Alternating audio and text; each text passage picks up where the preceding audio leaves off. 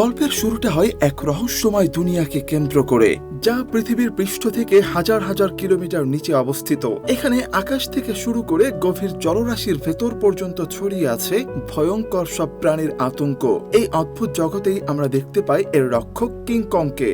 সে এক ছোট্ট বানরকে সঙ্গে নিয়ে একটি বিশাল হ্রদের ধারে এসে পৌঁছায়, কিন্তু সে একদমই বুঝতে পারেনি যে সে আসলে একটু আগে থেকেই পাতা ফাঁদের দিকে এগিয়ে যাচ্ছে। ছোট্ট বানরটি হঠাৎই অনুভব করে হ্রদের পানির নিচে লুকিয়ে আছে ভয়ঙ্কর কোনো বিপদ। তবুও সে ইচ্ছা করে কংকে পানিতে নামার জন্য প্রলুব্ধ করতে থাকে, কিন্তু তার এই চালাকি কংয়ের চোখ এড়ায়নি। সে আশেপাশের বাতাসটা হালকা করে শুকেই বুঝে যায় আজ তার জন্য বড় কোনো শিকার অপেক্ষা করছে। এরপর কং একটুও দেরি না করে সরাসরি পানিতে নেমে পড়ে আর নিশ্চিন্তে স্নান করতে থাকে। অন্যদিকে ছোট বানরটি ভয় পেয়ে যায় যদি তার ফাঁদ ধরা পড়ে যায়, তাই সে পানির ধারে দাঁড়িয়ে পানি খাওয়ার অভিনয় করতে থাকে। হঠাৎই পানির ভেতর থেকে এক অদ্ভুত প্রাণী দ্রুত গতিতে তাদের দিকে এগিয়ে আসে। স্নান করতে করতেই কং বিপদের আভাস পেয়ে যায়। সে পেছনে ঘুরে তাকাতেই দেখে এক বিশাল আকৃতির ড্রাগন তার দিকে হা করে ঝাঁপিয়ে পড়ছে। এই দৃশ্য দেখে ছোট বানরটি বুঝে যায় তার পরিকল্পনা সফল হয়েছে। সে সঙ্গে সঙ্গে নিজের প্রাণ বাঁচাতে দৌড়ে তীরে উঠে যায়। এদিকে কং স্থলভাগে অনেক যুদ্ধে জিতেছে, কিন্তু পানির ভেতরে এমন শত্রুর মুখোমুখি সে এই প্রথম। সে কিছু বুঝে ওঠার আগেই ড্রাগন তাকে টেনে নিয়ে যায় হ্রদের ভেতরে। তবে ড্রাগনটি জানতো না রেগে গেলে কং কতটা ভয়ঙ্কর হয়ে উঠতে পারে। অন্যদিকে ছোট বানরটি ভাবছিল এবার সে চিরতরে কং এর হাত থেকে বেঁচে গেল, কিন্তু হঠাৎই তার সামনে এসে পড়ে কং এর বিশাল অস্ত্র। কিছু বুঝে ওঠার আগেই কং সেই ড্রাগনের কাটা মাথায় এনে তার সামনে ছুঁড়ে ফেলে দেয়। এটা দেখে ছোট্ট বানরটি ভয়ে একদম জমে যায়। সেভাবে এবার হয়তো কং তাকে ভয়ঙ্কর ভাবে শাস্তি দেবে, কিন্তু অবাক করার মতো বিষয় কং কিছুই করে না, বরং সে নিজের কুঠারটা তুলে নিয়ে বানরটিকে সামনে এগিয়ে যাওয়ার ইশারা করে। আসলে ছোট বানরটি জানতো না কিং কং হাজার হাজার বছর ধরে এই বিশাল দুনিয়ায় একা ঘুরে বেড়াচ্ছে, নিজের মতো কাউকে খুঁজে পাওয়ার আশায়। সে প্রায় ক্ষুধার্ত থাকে, আর এই জগতের ভয়ঙ্কর নেকড়ের দল তাকে তাড়া করে বেড়ায়। কখনো শত শত নেকড়ে একসাথে তার পিছু নিলে সে লাফ দিয়ে কোনো মতে সেখান থেকে পালিয়ে বাঁচে, কিন্তু এবার নেকড়েদের সেই দল তার পিছু ছাড়তে রাজি নয়। নেকড়েদের দল কোনোভাবেই তাকে ছাড়তে রাজি হচ্ছিল না। তারা বারবার তাকে ঘিরে ফেলার চেষ্টা করতে থাকে। শেষ পর্যন্ত কং যখন এক গভীর খাদের সামনে এসে পড়ে এবং পালানোর আর কোনো পথ খুঁজে পায় না, তখন বাধ্য হয়ে সে ঘুরে দাঁড়ায় লড়াইয়ের জন্য প্রস্তুত হয়ে। নেকড়েগুলো ভেবেছিল এবার শিকারটা খুবই সহজ হবে, কিন্তু তারা জানতো না কিং কং আগেই সবকিছু পরিকল্পনা করে রেখেছে। যেমনই একটি নেকড়ে তার দিকে ঝাঁপিয়ে পড়ে, ঠিক তখনই কং এর পাতা ফাঁদ সক্রিয় হয়ে যায়। মুহূর্তের মধ্যে নেকড়েটি ফাঁদে আটকা পড়ে যায়। গর্তে পড়লেই ধারালো কাঠের বর্ষাগুলো তার শরীরে ভেদ করে বেরিয়ে আসে। ঠিক সেই সুযোগে কং একটি বিশাল গাছের গুঁড়ি তুলে গর্তের মধ্যে ছুঁড়ে ফেলে। একের পর এক ফাঁদ সক্রিয় হতে থাকে, আর পাহাড় থেকে বিশাল পাথরগুলো গড়িয়ে নিচে পড়তে শুরু করে। পালানোর চেষ্টা করা নেকড়েগুলো সেখানেই আটকে যায়। তবে ধুলো ধোয়া কেটে গেলে দেখা যায় কিছু নেকড়ে এখনো বেঁচে আছে, আর তারা শিকার ছাড়তে রাজি নয়। তখন রাগে ফেটে পড়ে কং। সে একটি মৃত নেকড়ের দেহ তুলে নিয়ে নিজের অসীম শক্তি দেখিয়ে সেটাকে ছিঁড়ে দু টুকরো করে ফেলে। এই ভয়ঙ্কর দৃশ্য দেখে বাকি নেকড়েগুলো ভয়ে লেজ গুটিয়ে সেখান থেকে পালিয়ে যায়। কিন্তু এত বড় শিকার পাওয়ার পরও কং এর মুখে কোনো আনন্দ ছিল না, কারণ তার একটি পচা দাঁত তাকে ভীষণ কষ্ট দিচ্ছিল। এদিকে লুকিয়ে থাকা একটি টিকটিকি সুযোগ বুঝে মাংসের টুকরো নিয়ে পালাতে শুরু করে। কং তাকে থামাতে ঝাঁপিয়ে পড়তেই হঠাৎ দূর থেকে একটি গর্জন তার কানে ভেসে আসে। সেই আওয়াজ শুনে তার মনে হয় হয়তো তার মতোই কেউ তাকে ডাকছে। এই আশায় সে দ্রুত সেই দিকে ছুটে যায়, কিন্তু সেখানে পৌঁছে দেখে শুধু এক অদ্ভুত ব্যাঙ, যে তার মতোই আওয়াজ করছিল। বছরের পর বছর একা ঘুরে বেড়ানোর পরও কং একাকিত্বেই ডুবেছিল, আর এই শূন্যতায় তাকে ভেতর থেকে ভেঙে দিচ্ছিল। অবশেষে দাঁতের যন্ত্রণায় সে বাধ্য হয়ে মানুষের সাহায্য নিত। না চাইতেও সে প্রবেশ করে মানুষের জগতে। সেখানে পৌঁছে সে এক পাহাড়ের উপর ঢলে পড়ে আর সাহায্যের জন্য অপেক্ষা করতে থাকে। ঠিক তখনই ভাগ্যক্রমে কিছু বিজ্ঞানীর নজরে পড়ে সে, কিন্তু আতঙ্কে মানুষ তাকে নিরাপদে রাখতে প্রচুর পরিমাণে অ্যানেস্থেসিয়া দিয়ে অচেতন করে ফেলে। এরপর তারা শহরের সবচেয়ে নামকরা এক ডেন্টিস্টকে ডেকে আনে। ডেন্টিস্ট এক মুহূর্ত দেরি না করে সেই পচা দাঁত তুলতে শক্ত স্টিলের তার দিয়ে দাঁতটি শক্ত করে বেঁধে ফেলে। এই সময় কং এর মুখ থেকে ভয়ঙ্কর দুর্গন্ধ বের হতে থাকে। সব প্রস্তুতি শেষ, এখন শুধু দাঁতটি উপড়ে ফেলার পালা। হঠাৎ করে স্পেস ক্রাফটটি দ্রুত উপরের দিকে উঠে পড়লো, আর ঠিক সেই মুহূর্তে এক ঝটকায় কিং কং এর বিশাল পচা দাঁতটি উপরে বেরিয়ে এলো। কিছুক্ষণ পর কং যখন জ্ঞান ফিরে পায়, তখন সে অবাক হয়ে দেখে তার পুরনো দাঁতের জায়গায় বসানো হয়েছে এক শক্তিশালী টাইটেনিয়ামের দাঁত। এই নতুন দাঁতের সাথে যেন তার শরীরের নতুন এক অদ্ভুত শক্তি এসে ভর করেছে। তার মনে হচ্ছিল এখন সে যে কোনো শত্রুকে সহজেই পরাজিত করতে পারবে। কিন্তু ঠিক তখনই ল্যাবে হঠাৎ করে কং এর দুনিয়া থেকে একটি ইমার্জেন্সি সিগন্যাল আসে, যা সবাইকে চমকে দেয়। এই রহস্যের সত্যতা জানার জন্য বিজ্ঞানীরা দ্রুত একটি রেস্কিউ টিম প্রস্তুত করে এবং মিশন শুরু করে। তারা কংকে সঙ্গে নিয়ে সেই পোর্টালে ঝাঁপ দেয়, যা সরাসরি তার রহস্যময় জগতে পৌঁছে দেয়। সামনে এগোতে তাদের স্পেস ক্রাফট হঠাৎ প্রবল গতিতে নিচের দিকে টানতে শুরু করে, আর কিছুক্ষণের মধ্যেই তারা সেই অদ্ভুত দুনিয়ায় প্রবেশ করে। নিজের এলাকায় ফিরে কং প্রথমেই বুঝতে পারে তার খাবার চুরি হয়ে গেছে। সে সঙ্গে সঙ্গে নিজের কুঠার তুলে নিয়ে এক লাফে চূড়ার উপরে উঠে যায়। সেখানে গিয়ে সে দেখতে পায় এক গভীর ফাটলের ভেতর থেকে হালকা নীল আলো বের হচ্ছে, যা তার দৃষ্টি আকর্ষণ করে। সত্যটা জানার জন্য কং এক মুহূর্ত দেরি না করে সেই গভীর খাদে ঝাঁপ দেয়। ঘন অন্ধকারে পৌঁছাতেই তার কুঠার নিচে থেকে জ্বলতে শুরু করে। আলো পড়তেই সে দেখতে পায় চারপাশে ছড়িয়ে আছে অদ্ভুত ঝলমলে পাথর, যেগুলো সেই আলোতে প্রতিক্রিয়া দেখাচ্ছে। হঠাৎই দূর থেকে ভয়ঙ্কর এক গর্জন ভেসে আসে। সেই আওয়াজের উৎস খুঁজতে খুঁজতে কং পৌঁছে যায় এক ঝর্ণার ওপারে, যেখানে সে আবিষ্কার করে সম্পূর্ণ নতুন লুকিয়ে থাকা এক জগৎ। ধীরে ধীরে সামনে এগোতে গিয়ে সে এক অদ্ভুত দুর্গন্ধ অনুভব করে, যা যেন তাকে টেনে নিয়ে যাচ্ছিল। আর ঠিক তখনই তার সামনে ভেসে ওঠে এক বিশাল ভয়ঙ্কর ছায়া। এক মুহূর্ত দেরি না করে কং তার কুঠার তুলে নিয়ে লড়াইয়ের জন্য প্রস্তুত হয়ে যায়। কিন্তু আশ্চর্যজনকভাবে যতই সে ছায়ের কাছে এগোতে থাকে, ততই সেটা ছোট হতে থাকে। অবশেষে সামনে আসতেই প্রকাশ পায় সত্য। ওটা কোনো দানব নয়, বরং একটি ছোট্ট নিরীহ হলুদ লোমওয়ালা বানর। এই দৃশ্য দেখে কং নিজেও হতবাক হয়ে যায়। হাজার হাজার বছরের একাকিত্বের পর নিজের মতো কাউকে প্রথমবার দেখে সে সঙ্গে সঙ্গেই মাথা নিচু করে এবং নিজের অস্ত্র নামিয়ে রাখে। বন্ধুত্বের নিদর্শন হিসাবে সে ধীরে ধীরে নিজের হাত বাড়িয়ে দেয় ছোট্ট বানরটির দিকে। তার মনে হয়েছিল এই ছোট্ট বানরটিও তাকে দেখে খুশি হবে, কিন্তু হঠাৎই সবকিছু উল্টে যায়। ছোট্ট বানরটি আচমকা কংকে জোরে কামড়ে দেয়। এত কষ্ট করে নিজের মতো কাউকে খুঁজে পাওয়ার পর এই অপ্রত্যাশিত আচরণে কং সম্পূর্ণ হতবাক হয়ে যায়। এরপর কিং কং আর ছোট্ট বানরটিকে এত সহজে ছেড়ে দিতে চায়নি, তাই সে তার পেছনে দৌড়াতে শুরু করে। কিন্তু ঠিক তখনই হঠাৎ করে তার পেছনে এক ভয়ঙ্কর ছায়া এসে দাঁড়ায়। সেটা দেখে কং ভীষণভাবে চমকে ওঠে, কারণ সে এর আগে কখনোই নিজের সমান আকারের কোনো গরিলাকে দেখেনি। কং তার দিকে এগোতেই হঠাৎ দুটি লম্বা হাতওয়ালা গরিলা পেছন থেকে এসে তাকে চড়ে মাটিতে ফেলে দেয়। গরিলাটির মুখের হাসি দেখেই বোঝা যাচ্ছিল ওরা লড়াই করার উদ্দেশ্য নিয়ে এসেছে। এবার কং ও সিদ্ধান্ত নেয় এদের ছেড়ে দেওয়া যাবে না। সে সঙ্গে সঙ্গে একটি বড় পাথর তুলে নিয়ে গরিলার দিকে ছুঁড়ে মারে। রেগে গিয়ে টাক গরিলাটিও তার দিকে তেড়ে আসে, কিন্তু কং তার বুদ্ধি আর শক্তি দিয়ে একে একে সবাইকে হারিয়ে দিতে থাকে। কয়েক মুহূর্তের মধ্যে সে সবাইকে মাটিতে ফেলে দেয়। এমনকি টাক গরিলাটি কং এর কুঠার হাতে নিয়েও কিছুই করতে পারেনি। শেষে সেও চার খেয়ে পড়ে যায়। কং যখন নিজের অস্ত্র তুলতে যাচ্ছিল, ঠিক তখনই সেই ছোট্ট হলুদ বানরটি দৌড়ে এসে তার মুখে ঝাঁপিয়ে পড়ে এবং আক্রমণ করার চেষ্টা করে। এটা দেখে কং তাকে ধরে ফেলে এবং তাকে দিয়েই বাকি গরিলাদের উপর প্রচন্ড আঘাত করতে থাকে। যদিও গরিলাগুলো জানতো তারা কং এর সাথে পেরে উঠবে না, তবুও একের পর এক আক্রমণ চালিয়ে যেতে থাকে। এই বিশৃঙ্খলার মাঝেই হঠাৎ একটি গরিলা ভুল করে গভীর খাদে পড়ে যায়, কিন্তু কং দ্রুততার সাথে তাকে ধরে টেনে উপরে তুলে আনে। অথচ কৃতজ্ঞতা দেখানোর বদলে সে মাটি থেকে একটি ছুরি তুলে কং এর উপর আঘাত করে। এটা দেখে কং এর রাগ চরমে পৌঁছে যায়। সে এক লাথিতে তাকে আবার সেই গভীর খাদে ফেলে দেয়। এই দৃশ্য দেখে টাক গরিলাটি ভয় পেয়ে যায় এবং সঙ্গে সঙ্গেই পালাতে শুরু করে। কং পাশের একটি পাথর তুলে তার দিকে ছুঁড়ে মারে, যা সরাসরি তার মাথায় গিয়ে আঘাত করে। আঘাত পেয়েও সে কিছু বলতে বলতে পেছনে না তাকিয়ে সেখান থেকে পালিয়ে যায়।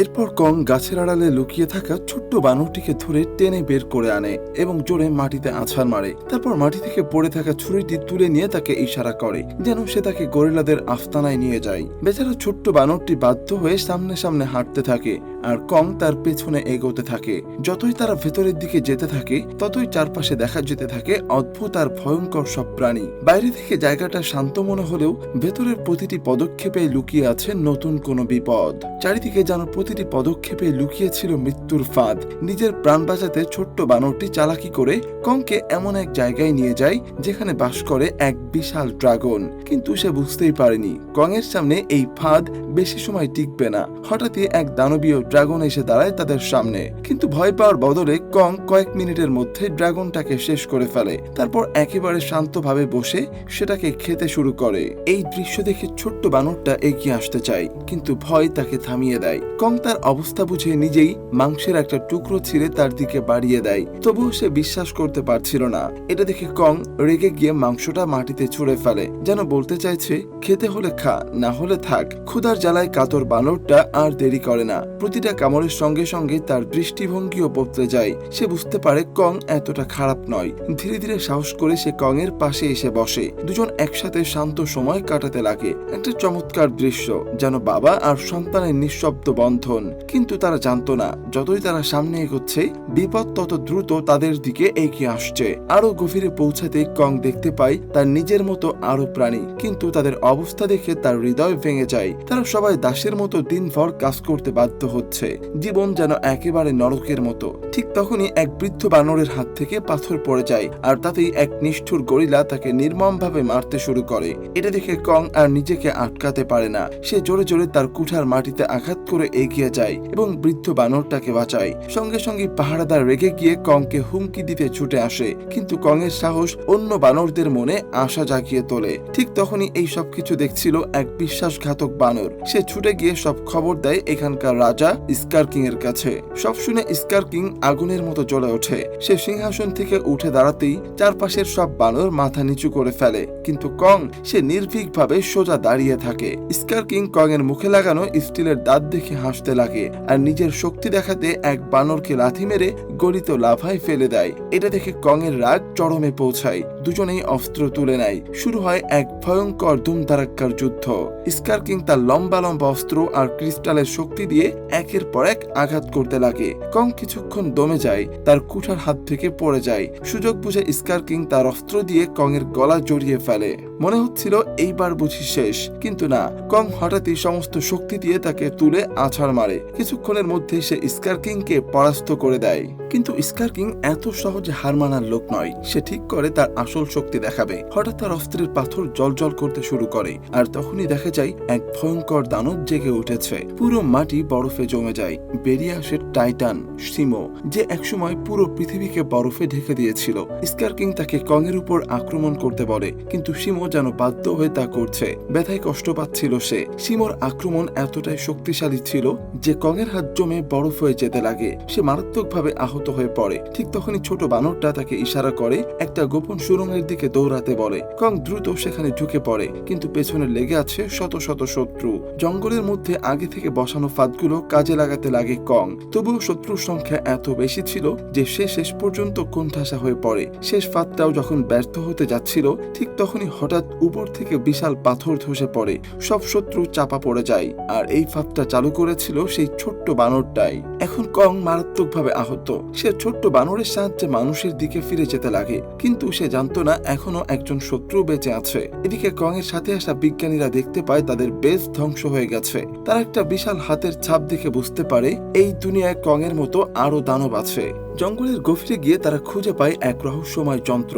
যেই সেটি চালু করা হয়, পানি প্রবাহিত হতে শুরু করে। পানির ধারা অনুসরণ করতে করতে তারা পৌঁছে যায় এক অদ্ভুত জাদুময় দেয়ালের সামনে। দেয়ালে হাত দিতেই সেটি নীল আলোয় ঝলমল করতে লাগে। তারা ভেতরে ঢুকে যা দেখে তা তাদের কল্পনারও বাইরে। দেয়ালের ওপারে ছিল এক অসম্পূর্ণ অজানা রহস্যময় জগৎ। হঠাৎ করে চারিদিক থেকে কিছু মানুষ এসে বিজ্ঞানীদের ঘিরে ফেলে। দেখতে তারা মানুষের মতোই, কিন্তু তাদের পোশাক আর আচরণ ছিল একেবারে আলাদা। তারা বিজ্ঞানীদের কোনো ক্ষতি না করে সরাসরি নিজেদের গোত্রে নিয়ে যায়। সেখানে গিয়ে জানা যায় এই মানুষগুলো হাজার হাজার বছর ধরে পৃথিবীর নিচে বসবাস করছে, আর তারা পাহারা দিচ্ছে এক রহস্যময় পোর্টাল যা সরাসরি উপরের দুনিয়ার সাথে যুক্ত। আর এই জায়গাটাকেই বছরের পর বছর ধরে খুঁজে বেড়াচ্ছিল স্কার কিং, কারণ এই পোর্টাল ব্যবহার করে সে পুরো মানব জাতিকে দখল করতে চায়। ঠিক তখনই মানুষের গন্ধ পেয়ে কং এসে পৌঁছায় সেখানে, কিন্তু অদৃশ্য দেওয়ালের কারণে সে ভেতরে কিছুই দেখতে পাচ্ছিল না। তাই গোত্রের মানুষজন সেই জাদুর দেয়ালে একটা ফাটল তৈরি করে, আর কং সহজেই ভেতরে ঢুকে সরাসরি মানুষের সামনে চলে আসে। কিন্তু কেউই বুঝতে পারেনি একটা শত্রু বানর তাদের সবকিছু লুকিয়ে দেখছিল।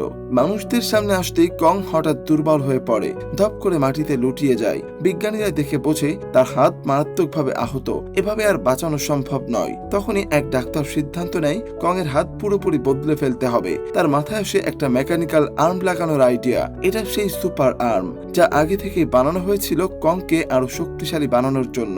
ভাগ্য ভালো এটা এখনো ধ্বংস হয়ে যাওয়া বেসের নিচে সংরক্ষিত ছিল। দ্রুত সেই আর্ম এনে কং এর শরীরে লাগানো হয়, আর আশ্চর্যজনকভাবে মেশিনটা নিজে থেকেই তার ক্ষত চিরে নিয়ে জুড়ে যেতে শুরু করে। ভেতরের বিশেষ ঔষধ শরীরে ঢুকতেই কং যেন নতুন এক শক্তি পায়। তার চোখে মুখে ফিরে আসে আগের সেই আগুন। ঠিক তখনই ছোট্ট বানরটা দৌড়ে এসে খবর দেয় স্কার কিং ইতিমধ্যেই পোর্টালের অবস্থান জেনে গেছে, আর সে সিমোকে নিয়ে গোত্রে আক্রমণ করতে আসছে। এখন একা কং এর পক্ষে তাদের থামানো অসম্ভব, তাই তার সামনে বাকি একটাই পথ, মানুষের দুনিয়ায় গিয়ে বহু বছর ধরে ঘুমিয়ে থাকা গডজিলাকে জাগানো। কিন্তু কং জানতো না যাকে সে সাহায্যের জন্য ডাকতে যাচ্ছে সেই তার সবচেয়ে বড় শত্রু হয়ে দাঁড়াবে।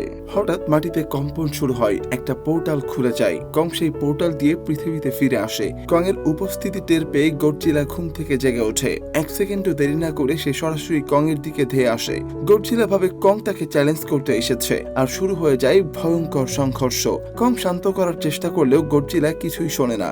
সে ধাক্কা মেরে কংকে 100 মিটার দূরে ছুঁড়ে ফেলে দেয়। লড়াই থামাতে কং পেছন থেকে আক্রমণ করে, কিন্তু এতে গডজিলা আরো রেগে যায়। সে কং এর হাত কামড়ে ধরে মাটিতে আছাড় মারে। এবার কং ও পাল্টা আক্রমণ শুরু করে। মেকানিক্যাল আর্মের শক্তিতে সে আর দুর্বল ছিল না, তবুও কং বুঝে যায় এভাবে সে গডজিলাকে হারাতে পারবে না। তাই সে জোর করে গডজিলাকে ধরে পোর্টালের দিকে টানতে লাগে। ওদিকে গোত্রের মানুষরা স্কার কিং কে থামাতে পানিতে এক বিশেষ লাল তরল মিশিয়ে দেয়।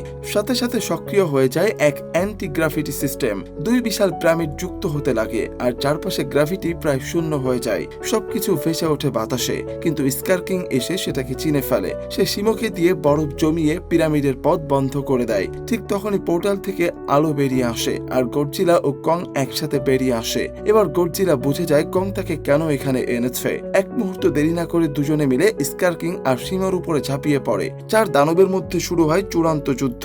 গ্রাভিটি না থাকলেও লড়াই থামেনি। গডজিলা সিমোর দিকে ছোটে, আর কং স্কার কিং এর সঙ্গে লড়তে শুরু করে। কিছুক্ষণের মধ্যে কং স্কার কিং কে চেপে ধরে, কিন্তু পেছন থেকে আক্রমণ শুরু হয়। ছোট বানরটাও এবার কং এর পাশে দাঁড়িয়ে লড়াই শুরু করে। এদিকে সিমো গডজিলাকে বরফে জমিয়ে ফেলে, কিন্তু গডজিলা মুহূর্তেই তা ভেঙে বেরিয়ে আসে। গ্র্যাভিটি ফিরে আসতেই স্কার কিং পালিয়ে পোর্টালে ঢুকে পড়ে। কং আর গডজিলাও তার পিছু নেয়। এরপর যা হয়, মানব দুনিয়ায় নেমে আসে ভয়ঙ্কর বিপর্যয়। সমুদ্র জমে বরফ হয়ে যায়, শহর ধ্বংস হতে লাগে। স্কার কিং ভাবে এবার সে পুরো পৃথিবীর রাজা, কিন্তু ঠিক তখনই কং এসে তার দাঁত ভেঙে দেয় এক ঘুষিতে। গডজিলা সিমোকে আটকে রাখে, আর কং স্কার কিং এর সাথে লড়তে লাগে। হঠাৎ সিমো কং এর মেকানিক্যাল হাত জমিয়ে দিতে শুরু করে।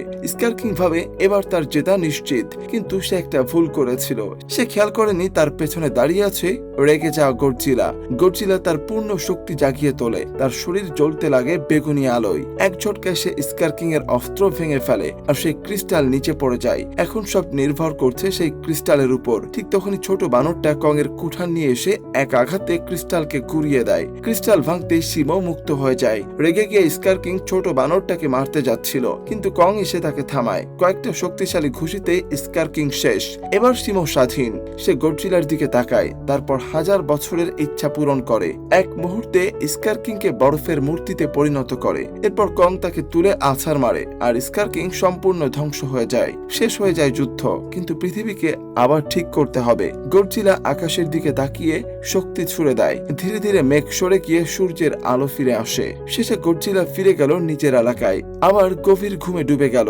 আর কং সে তার নতুন সঙ্গী আর গোত্র নিয়ে ফিরে গেল পৃথিবীর ভেতরের জগতে, এক নতুন শুরুর দিকে। আজ এ পর্যন্তই, দেখা হবে নতুন কোনো ভিডিও নিয়ে। সে পর্যন্ত সবাই ভালো থাকবেন, সুস্থ থাকবেন এই আশা ব্যক্ত করে এখানেই শেষ করছি। আল্লাহ হাফেজ।